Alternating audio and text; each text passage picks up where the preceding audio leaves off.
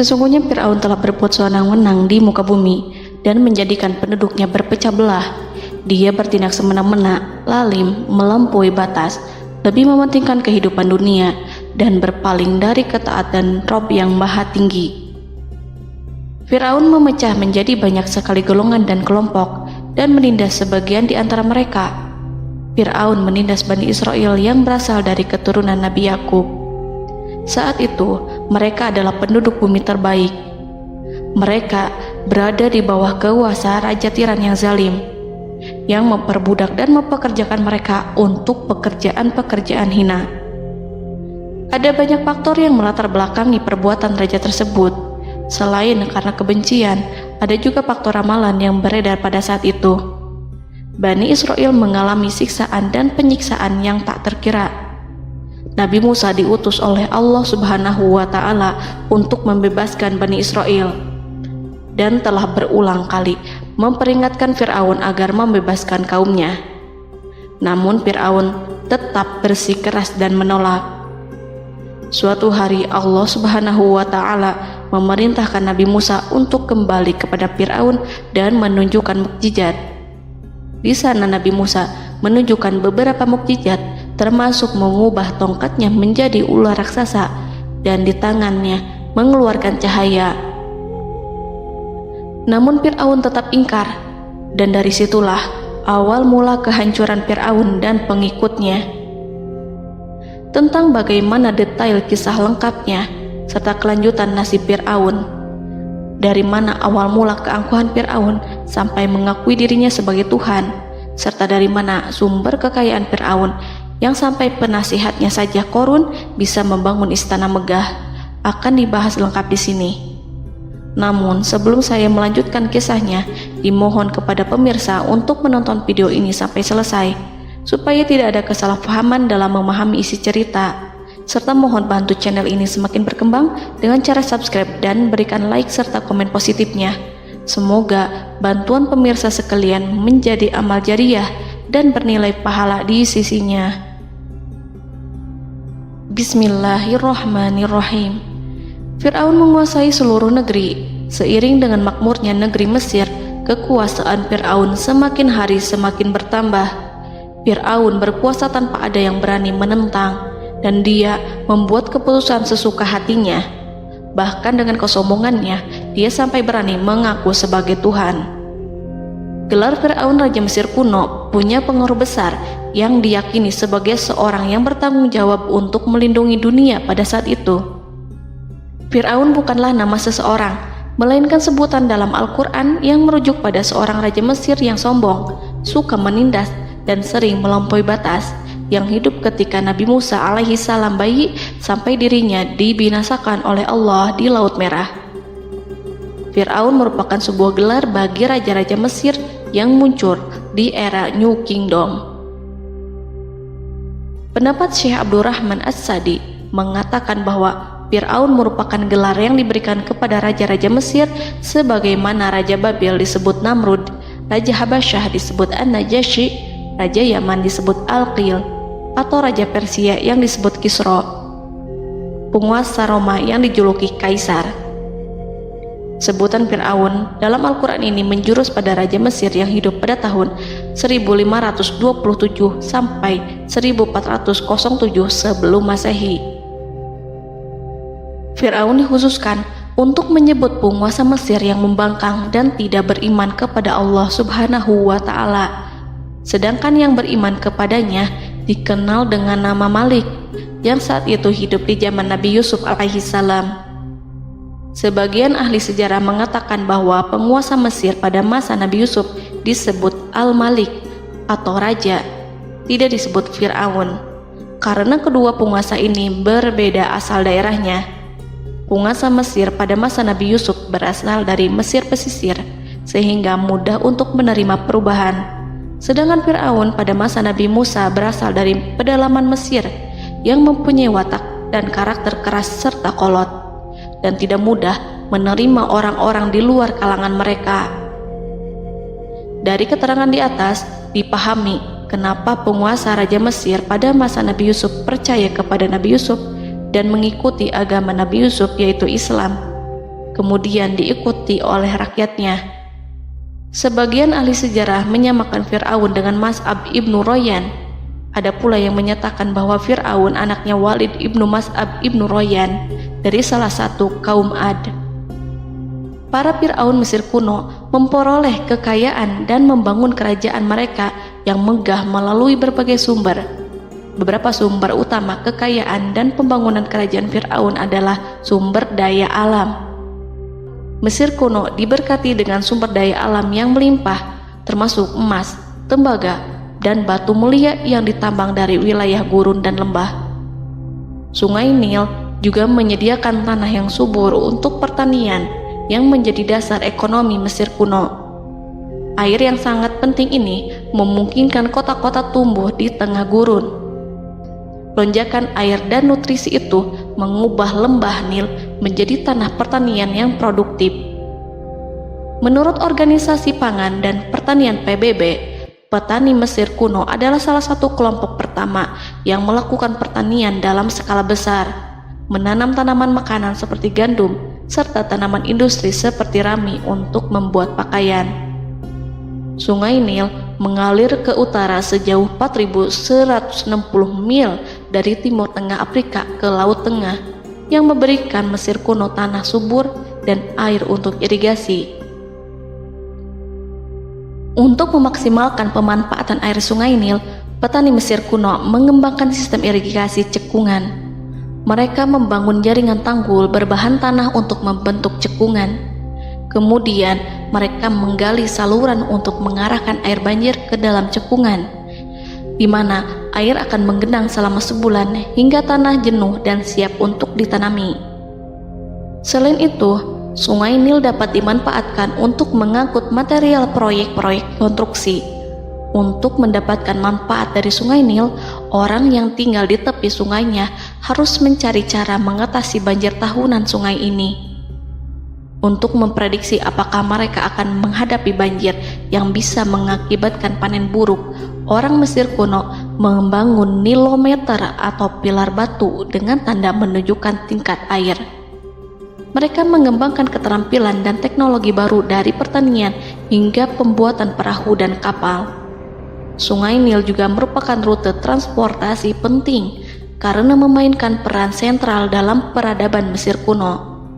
Orang Mesir menjadi ahli dalam membangun perahu dan kapal untuk mengangkut berbagai barang, termasuk ternak, sayuran, ikan, roti, dan kayu.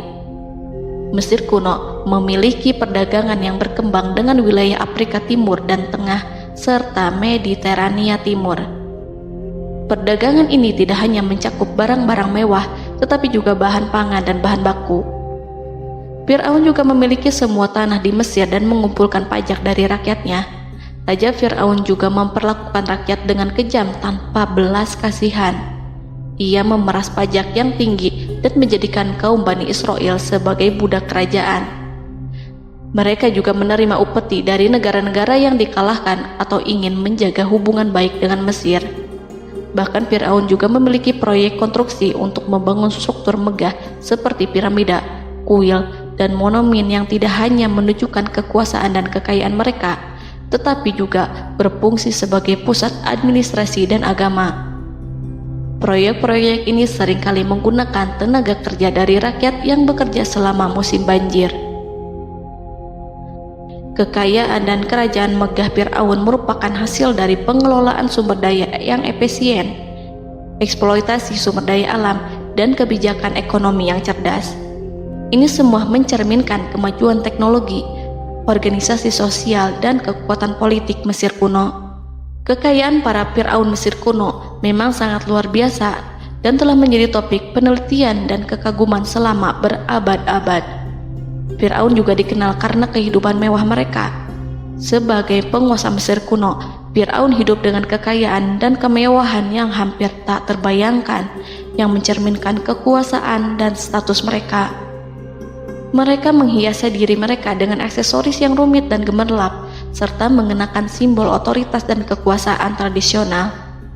Dan Allah memberikan kepada Fir'aun berupa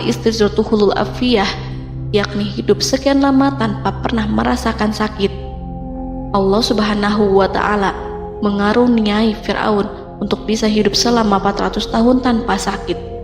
Tentu, hal tersebut sudah menjadi kehendak Allah Subhanahu wa Ta'ala, maka tidak ada satupun manusia yang bisa menghalangi, bahkan bagi seorang Fir'aun sekalipun yang terkenal dengan kezalimannya. Namun dengan karunia-Nya yang diberikan Allah tersebut bukannya menjadikan Fir'aun sebagai manusia yang bersyukur, tetapi malah membangkitkan kesombongan dan kesesataannya. Dan puncak kesombongan Fir'aun juga dicatat Al-Quran sebagai penguasa tangan besi dan manusia yang pernah mengaku Tuhan. Aku adalah Tuhan kalian yang maha tinggi. Quran Surat An-Najiat ayat 24. Fir'aun hidup selama 446 tahun. Selama hidupnya, Fir'aun memiliki tubuh yang sehat dan bugar tanpa pernah mengalami sakit, meski hanya berupa pusing atau flu sekalipun. Fir'aun bahkan tidak pernah merasakan kelelahan. Fir'aun tidak pernah merasakan perihnya lapar, kerongkongannya tidak pernah tersentuh panasnya dahaga. Seandainya dalam semalam saja Fir'aun dilanda sakit berupa pusing atau demam, maka ia akan sibuk untuk mengurus dirinya sendiri dan tidak berpikiran untuk mengaku bahwa ia adalah Tuhan. Hal ini pun dijelaskan dalam kitab Ihya Ulumuddin Al-Qut Al-Qulub oleh Imam Al-Ghazali. Sesungguhnya yang menyebabkan Fir'aun sampai berani mengatakan, "Aku adalah Tuhan kalian yang maha tinggi." Hal ini disebabkan karena ia mengalami masa sehat dalam hidupnya yang begitu lama.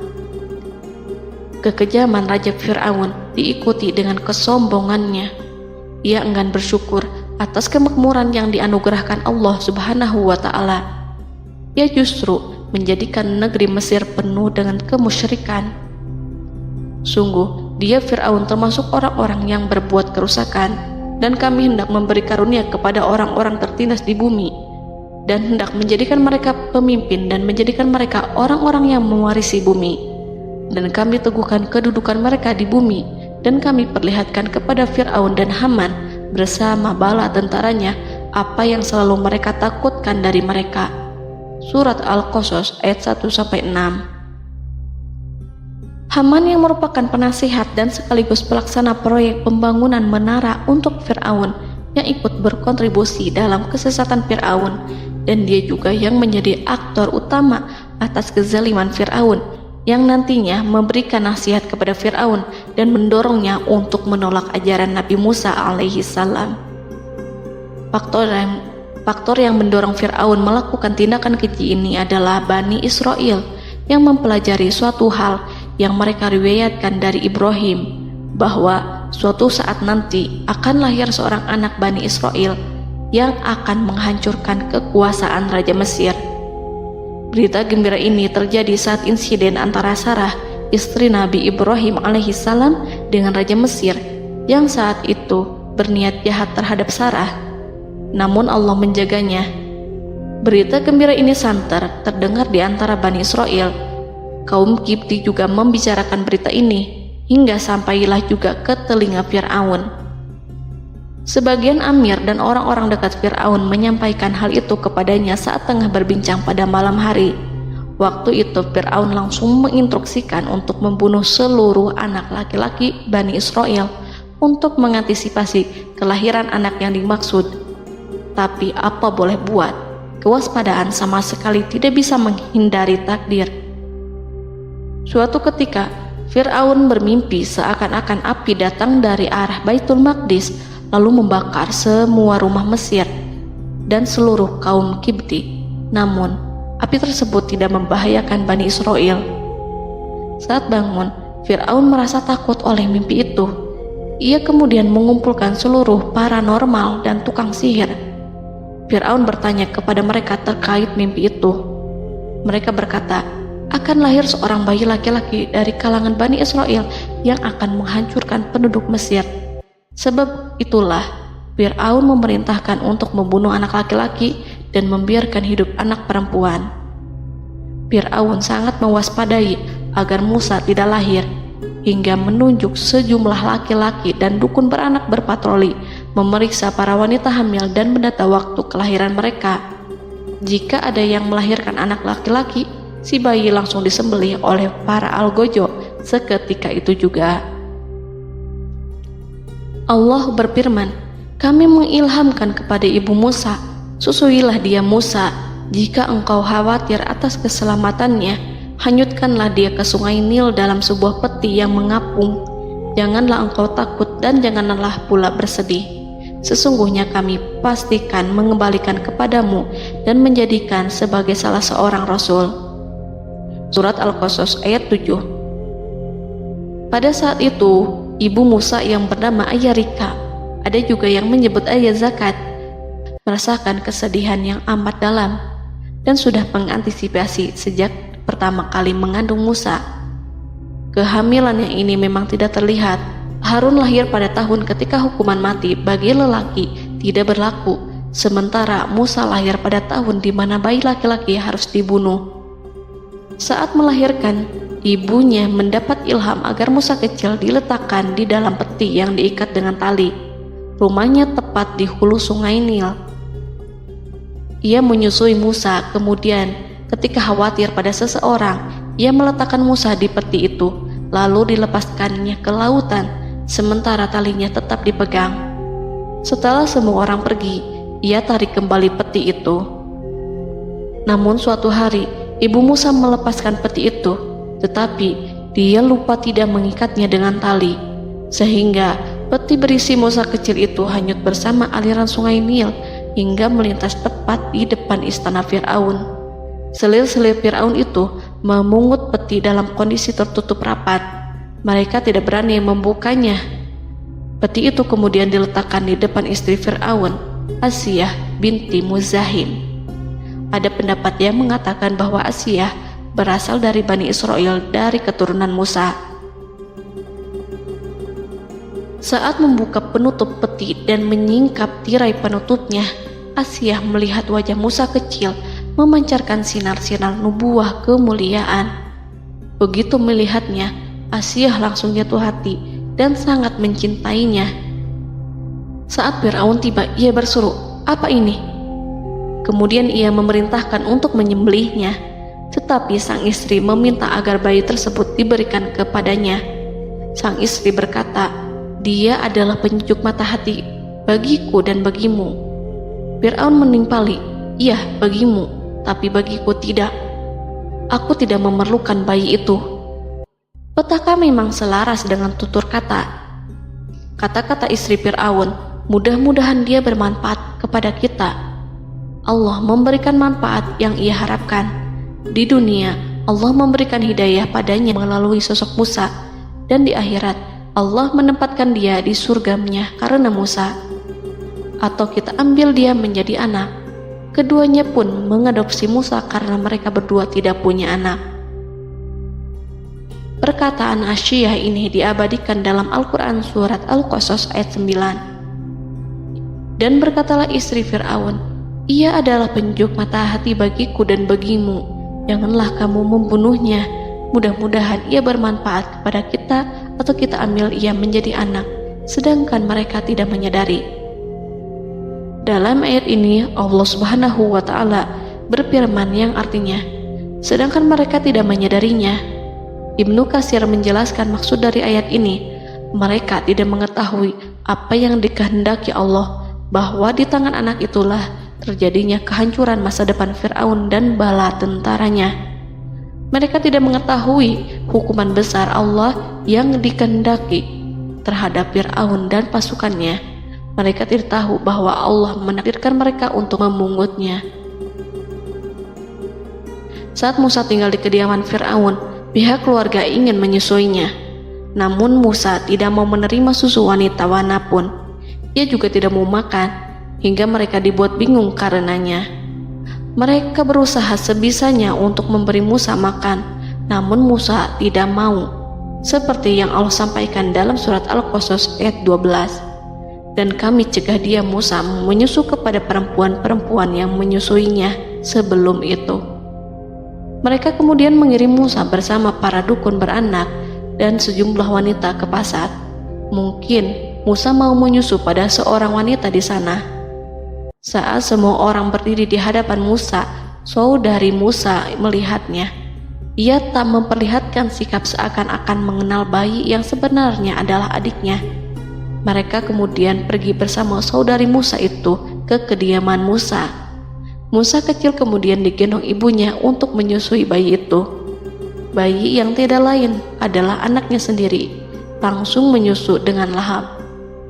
Melihat hal itu, mereka merasa sangat puas dan gembira. Mereka pun melaporkan peristiwa yang sangat menggembirakan itu kepada Asia. Asia meminta agar perempuan yang tidak lain adalah ibunya Musa itu untuk menetap bersamanya dan memohon kebaikan serta kesediaannya. Namun, perempuan itu menolaknya seraya berkata, "Sesungguhnya aku mempunyai suami dan anak-anak yang tidak bisa aku tinggalkan. Akan tetapi, aku siap melakukan jika bayi itu dibawa kepadaku ke rumahku." Akhirnya Asia mengutus ajudan kerajaan untuk menyerahkan bayi itu kepada ibunya Musa untuk disusui secara rutin. Asia kemudian memberikan berbagai macam fasilitas kepada ibu Musa berupa biaya nafkah sehari-hari, pakaian-pakaian bagus, dan beberapa hadiah istimewa yang lainnya sebagai kompensasi upah menyusui bayi itu. Akhirnya Musa kecil kembali ke pangkuan ibunya dan berada di bawah asuhannya. Allah telah menyatukan kembali bayi yang bernama Musa itu dengan ibunya sendiri. Fir'aun tidak akan menyangka jika Allah telah mempersiapkan sesuatu yang besar lewat kehadiran Musa kecil di kerajaannya. Sang Raja bengis lagi terpedaya oleh banyaknya pasukan yang dimiliki, kekuasaan, dan luasnya kerajaan yang maha agung yang tak terkalahkan, dan takdirnya tak bisa ditentang. Allah telah memutuskan bahwa bayi itu yang dia dan pengikutnya waspadai keberadaannya itu hingga dengan bengis membunuh banyak sekali nyawa yang tak terhitung jumlahnya. Padahal anak tersebut justru tumbuh dewasa di kediamannya, di atas kasurnya, memakan makanannya dan meminum yang ada di rumahnya. Fir'aun sendiri justru mengadopsi dan merawat serta mengasuhnya tanpa menyadari rahasia besar di balik itu. Anak itu yang membuatnya binasa di dunia dan akhirat karena menentang kebenaran yang nyata yang ia sampaikan kepadanya. Nabi Musa tumbuh dan hidup sebagai salah seorang dari keluarga kerajaan hingga mencapai usia dewasanya, di mana ia memperoleh asuhan dan pendidikan sesuai dengan tradisi istana. Allah Subhanahu wa Ta'ala mengaruniakannya hikmah dan pengetahuan sebagai persiapan tugas kenabian dan risalah yang diwahyukan kepadanya. Musa tumbuh menjadi seorang pemuda yang mempunyai fisik dan akhlak yang kuat. Allah anugerahkan kepada Musa kesempurnaan tubuh dan kekuatan jasmani. Musa juga menyadari bahwa dia hanyalah anak angkat. Tidak setetes pun darah Fir'aun mengalir padanya, dan bahwa ia keturunan Bani Israel yang ditindas dan diperlakukan sewenang-wenang oleh Fir'aun dan kaumnya. Maka dia berjanji kepada dirinya sendiri akan menjadi pembela bagi kaum-kaum yang lemah yang tertindas. Kekuatan fisik Nabi Musa memang tidak bisa diragukan. Itu terbukti pada saat Nabi Musa mampu mengangkat batu penutup sumur seorang diri, padahal batu itu hanya bisa diangkat oleh 10 orang laki-laki. Peristiwa kedua saat perkelahian antara Bani Israel dan orang Kipti atau kaumnya Fir'aun, suku asli Mesir. Saat orang Israel meminta pertolongan kepada Musa untuk mengalahkan orang Kipti, Musa menghampiri orang Kipti tersebut. Dengan tangan terkepal, Musa meninju orang Kipti dan matilah musuhnya itu. Orang Kipti hanya mati karena pukulan itu. Musa tidak sengaja dan tidak bermaksud untuk membunuh orang Kipti. Musa hanya berniat membuatnya jera. Dan karena peristiwa itulah Nabi Musa pergi meninggalkan Mesir karena Musa takut terhadap Fir'aun dan tentaranya yang akan membunuhnya. Karena jika mereka tahu bahwa Musa membunuh orang Kipti demi membela salah seorang Bani Israel, akan membuat Fir'aun dan pengikutnya mencurigai bahwa Musa memang berasal dari Bani Israel, dan pada akhirnya akan memicu sebuah permasalahan besar. Dan Dan pada waktu yang sudah ditentukan oleh Allah, sekitar 10 tahun Nabi Musa meninggalkan Mesir. Pada akhirnya Allah mengamanahkan dia sebagai seorang rasul. Allah anugerahkan kepadanya hikmah kenabian dan pengetahuan di usia 40 tahun. Allah perintahkan Musa kembali ke Mesir untuk menghadapi Fir'aun dan mengajak dia mengakui Tuhan semesta alam. Tugas ini penuh dengan bahaya, mungkin bisa membuat Musa kehilangan nyawa, tetapi menuruti perintah Allah itu mutlak baginya. Ditemani oleh saudaranya Harun untuk membantunya membenarkan perkataannya. Lidah Musa cedal karena bara api yang pernah diletakkan di lidahnya saat Fir'aun hendak menguji akalnya setelah menarik jingat Fir'aun hingga berdarah. Fir'aun bermaksud untuk membunuhnya. Asia mengkhawatirkan Musa lalu berkata, dia masih kecil. Fir'aun kemudian menguji Musa dengan meletakkan buah dan bara api di hadapannya. Musa kecil hendak bermaksud meraih buah-buahan, tetapi tangannya dialihkan oleh malaikat. Lalu Musa mengambil bara api dan ia letakkan di lidahnya. Lidahnya cedal karena bara api ini.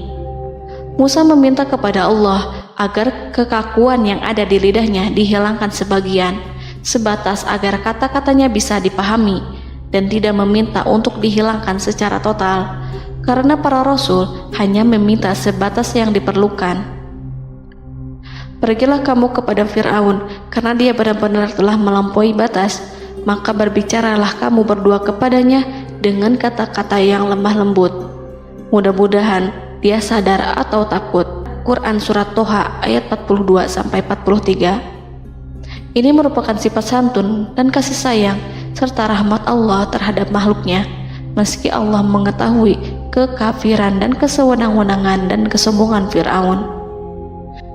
Bersama Harun, Musa mendatangi Fir'aun setelah menemui beberapa rintangan yang lazim ketika akan menemui raja pada waktu itu. Pertemuan Musa dan Harun juga dihadiri oleh beberapa anggota pemerintahan dan penasihat. Bertanyalah Fir'aun kepada mereka berdua, siapakah kalian berdua ini? Musa menjawab, kami Musa dan Harun adalah pesuruh Allah agar kamu membebaskan Bani Israel dari perbudakan dan penindasanmu dan menyerahkan mereka kepada kami agar mereka menyembah kepada Allah dengan leluasa dan menghindari siksaanmu. Fir'aun segera mengenal Musa dan berkata kepadanya, bukankah engkau Musa yang sudah kami asuh sejak bayimu dan kami asuh dalam istana sampai usia remajamu dan mendapat pendidikan serta pengajaran yang menjadikan engkau pandai, dan bukankah engkau yang melakukan pembunuhan terhadap diri daripada seorang dari golongan kami? Sudahkah engkau lupa terhadap itu semua dan tak ingat akan jasa kami kepadamu? Musa menjawab, bahwasannya engkau telah mengurus aku sejak kecil. Itu bukanlah jasa yang dapat kamu banggakan, karena jatuhnya aku pada tanganmu akibat dari kekejaman dan kezalimanmu tatkala engkau memerintah, agar orang-orangmu menyembelih setiap bayi laki-laki yang lahir, sehingga ibuku membiarkanku mengapung di sungai Nil dan aku dipungut oleh istrimu, sehingga selamatlah aku dari pengejaranmu dan penyembelihanmu. Dan kebaikan yang engkau sebutkan itu sebanding dengan perlakuanmu terhadap sebuah suku bangsa besar, yaitu Bani Israel secara keseluruhan, karena engkau telah menindas dan menjadikan mereka budak-budak untuk melayanimu. Dan mengenai pembunuhan itu merupakan kehilafanku, lalu aku lari darimu karena aku takut kepadamu. Namun peristiwa itu merupakan rahmat dan hikmah yang terselubung bagiku, sebab dalam perantauanku setelah aku melarikan diri dari negerimu ini, Allah Subhanahu wa Ta'ala mengaruniakanku dengan hikmah ilmu dan mengutus aku sebagai rasul. Maka dalam rangka tugasku sebagai rasul, datanglah aku kepadamu atas perintah Allah untuk mengajak engkau dan kaummu untuk menyembah Allah dan meninggalkan kezaliman serta penindasanmu terhadap Bani Israel yang kau pekerjakan dan perbudak mereka untuk melakukan pekerjaan dan melayanimu. Fir'aun bertanya, siapakah Tuhan yang engkau sebut-sebut itu, hai Musa? Adakah Tuhan di atas bumi ini selain aku yang patut disembah dan dipuja? Musa menjawab, ya, yaitu Tuhanmu dan Tuhan nenek moyangmu, serta Tuhan alam semesta. Fir'aun bertanya, siapakah Tuhan alam semesta itu? Musa menjawab, ialah Tuhan langit dan bumi, dan segala yang ada di langit dan di bumi. Berkatalah Fir'aun kepada para penasehatnya dan para pembesarnya, sesungguhnya Rasul yang diutus kepada kamu ini adalah seorang yang gila. Kemudian ia balik bertanya kepada Harun dan Musa, siapakah Tuhan kamu berdua? Akulah Tuhanmu yang paling tinggi. Surat An-Najiat ayat 23-24. Dan Fir'aun berkata, wahai para pembesar kaumku, aku tidak mengetahui ada Tuhan bagimu selain aku. Quran Surat Al-Qasas ayat 38. Fir'aun menentang, padahal ia tahu bahwa ia adalah hamba yang diatur, dan Allah lah yang menciptakan dan memberi bentuk rupa. Dan mereka mengingkarinya karena kezaliman dan kesombongannya, padahal hati mereka meyakini kebenarannya.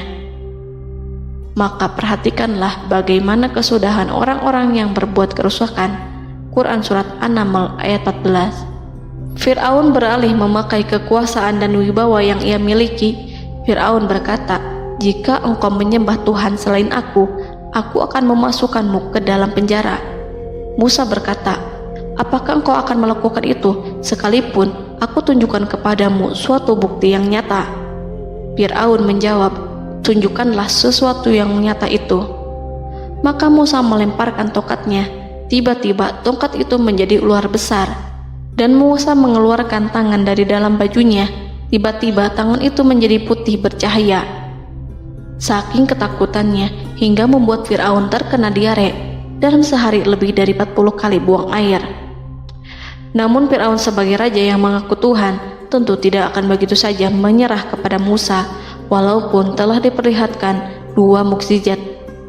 Bahkan Fir'aun berkata kepada kaumnya yang dikhawatirkan terpengaruh oleh mukjizat Musa, bahwa apa yang dilakukan Musa merupakan sihir, dan Musa Harun adalah ahli sihir yang datang dengan maksud menguasai Mesir. Salah satu penasehatnya, yaitu Haman, mengusulkan agar mengumpulkan semua ahli sihir dari berbagai penjuru kerajaan untuk bertanding mematahkan sihir Musa, yang tanpa pikir panjang Fir'aun setujui. Fir'aun pun berkata kepada Musa, apa yang kau bawa ini adalah sihir. Kami akan melawanmu dengan sihir yang sama. Fir'aun pun kemudian meminta Musa untuk bertemu pada waktu dan tempat yang disepakati, dan langsung disetujui Nabi Musa tanpa ragu sedikit pun. Inilah salah satu tujuan terbesar Musa untuk memperlihatkan ayat-ayat hujah dan bukti-bukti nyata Allah di hadapan halayak ramai. Dengan berbekal pertolongan Allah, Musa yakin akan menang melawan para ahli sihir itu. Maka pada waktu yang sudah ditetapkan, yakni pada permulaan hari, saat cahaya matahari mulai terik menyengat, sehingga kebenaran akan terlihat lebih jelas dan nyata, orang-orang berbondong-bondong menuju tempat yang sudah ditentukan untuk melihat pertandingan sihir yang sudah dihadiri ribuan tukang sihir. Menurut Muhammad bin Ka'ab, mereka berjumlah 80.000 ahli sihir. Mereka sudah dijanjikan hadiah dan uang yang besar jika berhasil mengalahkan Musa. Para penyihir istana berkata, wahai Musa, apakah engkau yang mau lebih dahulu ataukah kami? Musa menjawab, silahkan kalian lebih dahulu. Maka ketika tali-tali dan tongkat-tongkat ahli sihir dilemparkan, tiba-tiba berubah menjadi seakan-akan ia merayap cepat karena sihir mereka. Ada rasa takut yang menyelimuti hati Musa, takut jika orang-orang terkena fitnah sihir dan tipu daya mereka. Namun Allah langsung menguatkan Musa dan berkata yang diabadikan dalam Quran Surat Toha ayat 65-69, janganlah engkau takut, sungguh engkaulah yang unggul, dan lemparkanlah apa yang ada di tangan kananmu, niscaya ia akan membuat. Apa yang mereka buat itu hanyalah tipu daya tukang sihir belaka, dan tidak akan menang tukang sihir itu dari manapun ia datang. Saat Musa melemparkan tongkat, tongkat itu berubah menjadi ular besar yang memiliki kaki, berleher besar, dan bentuk yang menakutkan, hingga semua orang lari dan menjauh. Ular itu kemudian menelan tali-tali para tukang sihir dengan satu persatu dengan gerakan super cepat. Semua orang melihatnya dengan penuh keheranan, sementara para tukang sihir mereka tercengang dan bingung kala melihatnya. Mereka melihat sesuatu yang sama sekali tidak pernah terlintas di benaknya dan juga berada di luar bidang yang mereka kuasai. Saat itulah mereka tahu pasti bahwa yang mereka lihat itu bukanlah sihir, sulap, khayalan ilusi ataupun kebohongan semata, tetapi sebuah kebenaran yang hanya bisa dilakukan oleh Yang Maha Benar, yang mengutus mukjizat tersebut dengan benar. Allah menyingkap tabir kelalaian dari hati mereka, menyinarinya dengan petunjuk yang Ia ciptakan dan menyingkirkan gumpalan keras di hatinya. Mereka segera bertaubat dan tunduk sujud kepadanya. Dengan lantang mereka mengatakan kepada semua yang hadir tanpa memperdulikan hukuman ataupun siksaan apapun, "Kami beriman kepada Rob seluruh alam, yaitu Tuhannya Musa dan Harun." Fir'aun yang congkak dan sombong tentu sangat marah dengan apa yang disaksikannya itu ketika melihat ahli-ahli sihirnya begitu cepat menyerah dan mengakui kekalahan kepada Musa, bahkan menyatakan beriman kepada Tuhan Musa dan Harun.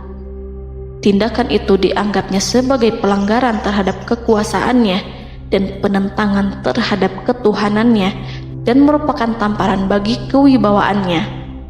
Fir'aun berkata kepada mereka, "Apakah kalian telah beriman kepada Musa sebelum aku memberi izin?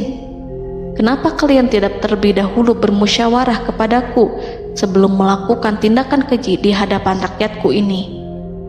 Dia itu pemimpinmu yang mengajarkanmu sihir, dan bukankah ini adalah persengkongkolanmu terhadapku? Musa dapat mengalahkan kamu sebab ia mungkin merupakan guru dan pembesar yang mengajari sihir kepadamu, dan kamu telah mengaturnya, dan sandiwaramu ini tak akan kubiarkan.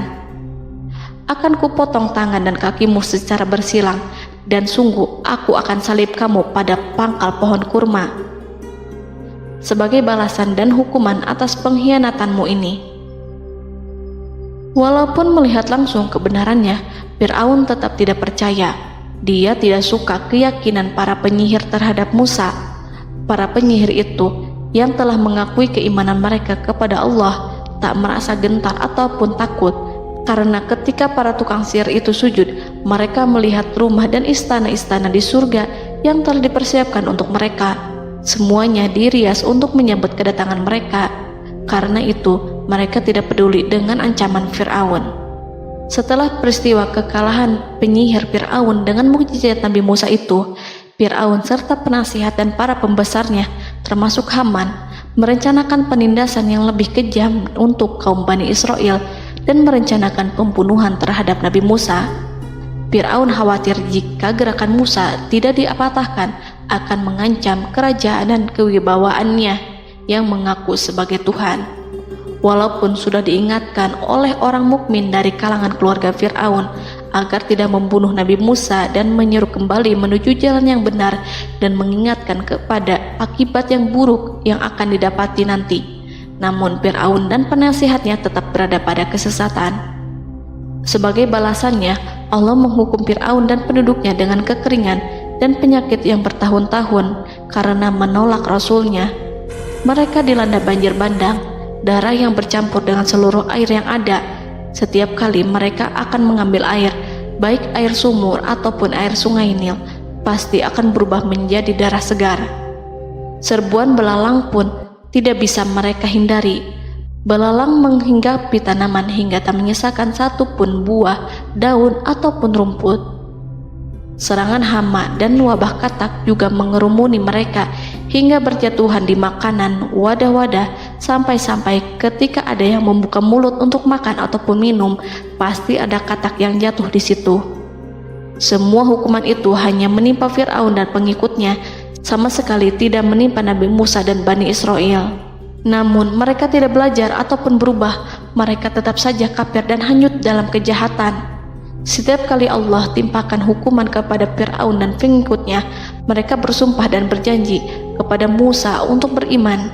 Namun ketika hukuman itu dihilangkan, mereka ingkar janji berpaling dan kembali kepada keburukan seperti sedia kala. Dari semua penderitaan ini, Allah perintahkan Musa membawa pengikutnya keluar dari Mesir, memulai perjalanan berbahaya antara hidup dan mati.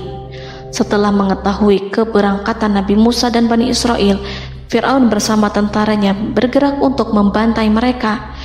Dengan pasukan besar yang berjumlah lebih dari 1.600.000 personil, ditambah 100.000 ekor kuda berwarna hitam legam, Fir'aun berhasil mengejar rombongan Nabi Musa yang saat itu berjumlah 600.000 prajurit di pantai Laut Merah saat matahari terbit. Pasukan Fir'aun mengepung mereka dari semua arah. Di belakang mereka ada tentara Fir'aun yang kejam, sementara di hadapan mereka Laut Merah yang membentang luas. Kala situasi kian genting dan Fir'aun beserta seluruh pasukannya mendekat dengan kesungguhan hati, diperkuat dengan persenjataan, juga dengan amarah dan kedengkian, penglihatan tidak menetap mengarah ke suatu tujuan, dan hati naik menyesak sampai ke tenggorokan. Saat itulah Yang Maha Penyantun lagi kuasa, Rob Arsy yang mulia, mewahyukan kepada Musa, "Pukullah laut itu dengan tongkatmu." Maka tatkala Musa memukulkan tongkatnya ke lautan, laut itu pun terbelah. Air lautan berdiri tegak laksana gunung yang terbelah oleh kuasa yang maha agung, yang bersumber dari zat yang mengatakan kepada sesuatu, "Jadilah," maka jadilah sesuatu itu. Allah memerintahkan angin barat untuk menyapu kerikil-kerikil hitam lautan, hingga dasar lautan berubah menjadi tanah yang kering, yang tidak melekat pada kaki-kaki kuda dan hewan. Allah memerintahkan Musa untuk melintas bersama kaumnya. Mereka segera turun melintas dengan senang. Mereka menyaksikan sebuah hal yang membuat mata tercengang dan memberikan petunjuk pada hati orang-orang yang mukmin. Setelah Musa bersama kaumnya melintas secara keseluruhan dan keluar dari lautan, saat itulah pasukan garis depan Fir'aun baru masuk. Saat itu Musa bermaksud memukulkan tongkat ke lautan agar kondisi laut kembali seperti sedia kala, agar Fir'aun dan pasukannya tidak bisa mengejar. Tapi Allah yang Maha Kuasa dan pemilik keluhuran memerintahkan agar lautan tetap dibiarkan seperti itu, seperti yang Ia firmankan. Saat Musa membiarkan lautan dalam kondisi terbelah dan Fir'aun tiba di tepi pantai, ia melihat sesuatu yang dahsyat. Kondisi ini membuatnya tercengang, dan ia tahu betul bahwa apa yang dilihatnya adalah pekerjaan Rob Arsy yang mulia, seperti halnya mukjizat lain yang pernah ia lihat sebelumnya. Fir'aun berhenti dan tidak maju. Ia menyesal karena mengejar Bani Israel dalam situasi seperti ini. Di saat penyesalan tiada lagi membawa guna, namun Fir'aun memperlihatkan sikap tangguh dan kuat di hadapan para pasukannya dan memperlakukan mereka layaknya musuh.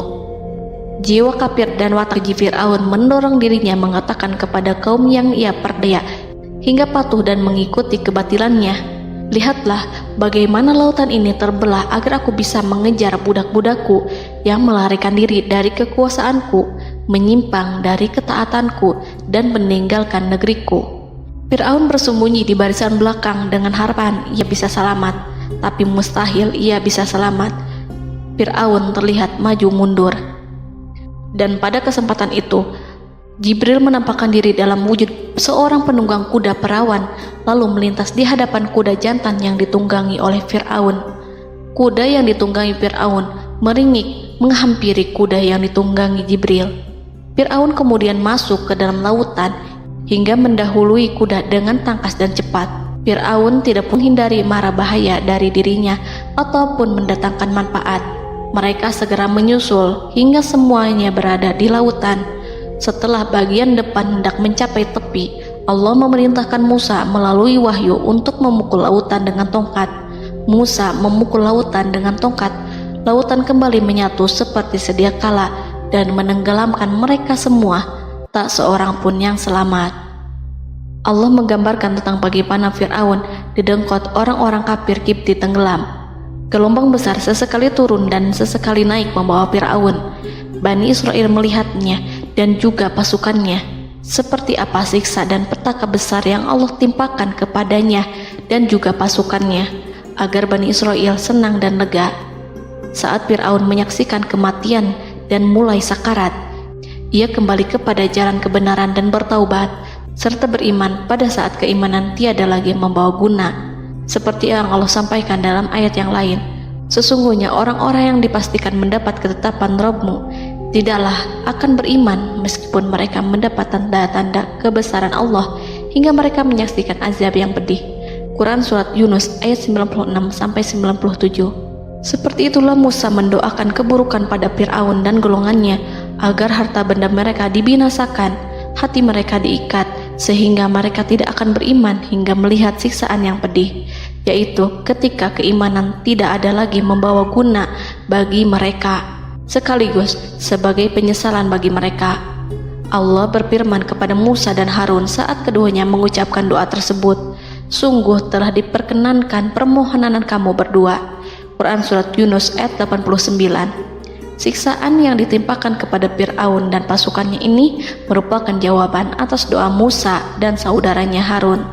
Dalam hadis riwayat Imam Ahmad, Rasulullah Shallallahu Alaihi Wasallam bersabda, saat Fir'aun berkata, aku percaya bahwa tidak ada Tuhan melainkan Rabb yang dipercaya Bani Israel, Jibril berkata kepadaku, wahai Muhammad, andai kau melihatku saat mengambil pasir lautan, lalu aku sumpalkan ke mulutnya karena khawatir jika rahmat menghampirinya. Ibnu Abbas dan lainnya mengatakan, sebagian Bani Israel meragukan kematian Fir'aun, bahkan ada yang menyatakan bahwa Fir'aun tidak mati. Allah kemudian memerintahkan lautan untuk mengapungkan jasad Fir'aun. Maka pada hari ini kami selamatkan jasadmu, yaitu dengan mengenakan baju perang yang dengannya kau dikenali, agar engkau dapat menjadi pelajaran bagi orang-orang yang datang setelahmu, yaitu agar kau menjadi bukti bagi Bani Israel atas kekuasaan Allah yang membinasakan Fir'aun. Karena itu, sebagian salaf membaca, kemungkinan yang dimaksud adalah kami menyelamatkan jasadmu beserta baju perangmu agar kau menjadi pelajaran bagi orang-orang setelahmu dari kalangan Bani Israel, dan mereka tahu bahwa kau telah binasa. Wallahu a'lam.